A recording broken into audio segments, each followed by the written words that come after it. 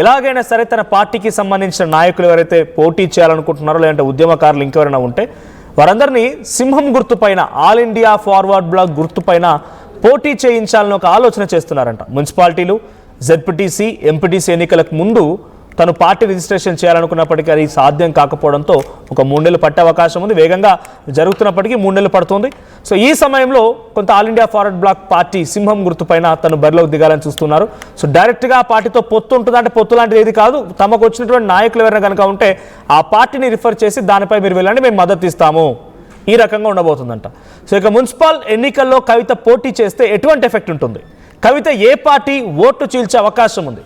ఇప్పటికే పార్టీ ప్రక్రియని కొంత వేగవంతం చేసినటువంటి కవిత ఆల్ ఇండియా ఫార్వర్డ్ బ్లాక్ రాష్ట్ర నాయకత్వంతో చర్చలు జరిపి ఆ పార్టీ తరఫున పలువురు నేతల్ని పోటీ చేయించే ఆలోచనలో ఉన్నారు. మాట్లాడదాం ఇదే అంశానికి సంబంధించి మనతో పాటుగా కాంగ్రెస్ నుంచి సంజయ్ రెడ్డి గారు, బీఆర్ఎస్ నుంచి సుమిత్ర గారు అండ్ జాగృతి నుంచి మనోజ గారు ఉన్నారు. ముందుగా అందరికీ వెల్కమ్ అండి. సో ఫస్ట్లీ నేను జాగృతి నాయకురాలు మనోజ గారితో మాట్లాడుతూ, మనోజ గారు, ఆల్ ఇండియా ఫార్వర్డ్ బ్లాక్ ఇది ఒక నేషనల్ పార్టీ. సుభాష్ చంద్రబోస్ గారు ఆ రోజు ఏర్పాటు చేసిన ఐడియాలజీతో ఇంప్లిమెంట్ చేసిన పార్టీ ఇది. సో కొంత అగ్రెసివ్గా ఉంటుంది, తర్వాత కొంత లెఫ్టిస్ట్ ఐడియాలజీ అంటామా డెఫినెట్గా ఆ మాదిరిగా ఉంటుంది. అటువంటి ఒక పార్టీ ఐడియాలజీతో జాగృతి మీది స్టేట్కి ఒక పర్టికులర్ ఐడియాలజీ ఉంటుంది, మీకు ఒక మేనిఫెస్టో ఉంటుంది. ఏంటి ఈ రెండు పార్టీల మధ్య ఆ చర్చలు ఏంటి, ఆ పొత్తు ఏంటి? మీ కనీసం మీ నాయకులైనా అంగీకరిస్తారా దీన్ని? ఓకే, ముందుగా మీకు ప్యానెల్ మెంబర్స్కి, తెలంగాణ ప్రజలకి నమస్కారం.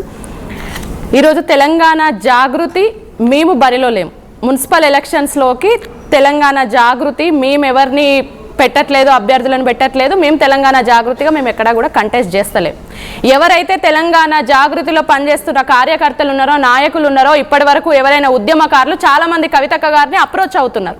అట్లాంటి వాళ్ళకి మేము ఒక సజెషన్ చేస్తున్నామే తప్ప తెలంగాణ జాగృతిగా మేము 116 మున్సిపాలిటీలకి ఎలాంటి అభ్యర్థులని డిక్లేర్ చేసి వాళ్ళని పంపిస్తలేము. ఇంకా నిన్న ఏదైతే సుభాష్ చంద్రబోస్ గారి ఐడియాలజీ ఏదైతుందో దానికి మాకు తెలంగాణ జాగృతి కవితక్క గారికి కొంచెం సన్నిహిత సంబంధాలు ఉన్నాయి కాబట్టి దా మేరకు మేము నిన్న సుభాష్ చంద్రబోస్ గారి జయంతి వేడుకలు చేయడం జరిగింది. తెలంగాణ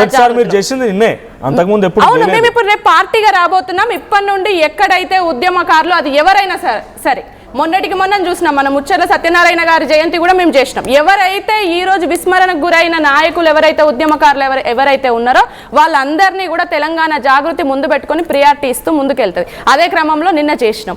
మా దగ్గర కవిత గారు కానీ లేకుంటే జాగృతి కానీ మీ ఐడియాలజీని మీరు మార్చుకున్నారా? గత 10 ఏళ్ల పాటుగా లేనటువంటి సుభాష్ చంద్రబోస్ దినోత్సవం, ముచ్చర్ల సత్యనారాయణ గారి దినోత్సవ జయంతి వేడుకలు ఎందుకు ఇప్పటి నుంచే స్టార్ట్ అవ్వాల్సి వస్తుంది? అంటే వాళ్ళ రాజకీయ చరిస్మాని వాడుకోవాలన్న ఉద్దేశమా, లేకపోతే ఏంటంటే నిజంగా నాకు ఆలోచన ఉందంటే మొదటి నుంచి ఇంప్లిమెంట్ చేయాలి, సడన్గా వచ్చిన మధ్యలో అంటే ఏదో ఒక పరివర్తన చెందాలి.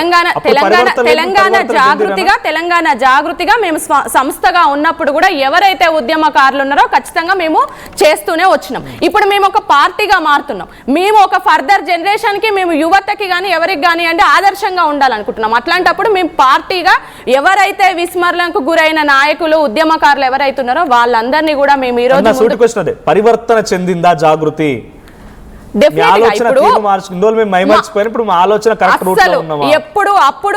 ఎప్పుడు కూడా తెలంగాణ ప్రజల కోసం, ఉద్యమకారుల కోసం కవితక్క గారు మాట్లాడుతూనే ఉన్నారు. కానీ అప్పుడు మాకు ఒక బౌండరీ, మాకు కొన్నిటి వరకే మమ్మల్ని కట్టడి చేసిండ్రు కాబట్టి అప్పుడు మేము బయటకు వచ్చి మాట్లాడలేకపోయినా. ఇప్పుడు మాకు ఎట్లాంటి కట్టెలు లేవు, ఎలాంటి మాకు బౌండరీస్ లేవు కాబట్టి ఇప్పుడు మేము ఫ్రీడమ్ గా ఒక ఇండిపెండెంట్ గా రేపు మేము పార్టీగా అవతరించబోతున్న క్రమంలో తప్పకుండా మా భావజాలని ప్రజల్లో పెట్టాలనుకుంటాము. మా ఏవైతే మా ఐడియా, మాకు మేము ఆదర్శంగా తీసుకున్న ఐడియాలజీని కూడా ముందుకు తీసుకెళ్తాం. సుభాష్ చంద్రబోస్ ఆలోచన, కవిత గారి ఆలోచన ఒకటే, అసలు నాకు అర్థం కావడం లేదు. తప్పకుండా ఎక్కడైతే ఆత్మగౌరవం దెబ్బతింటదో, ఎక్కడైతే విస్మరణకు గురైతారో, ఎక్కడైతే సమాన న్యాయం లేదు అని చెప్తారో అక్కడే విప్లవం పుడుతుంది.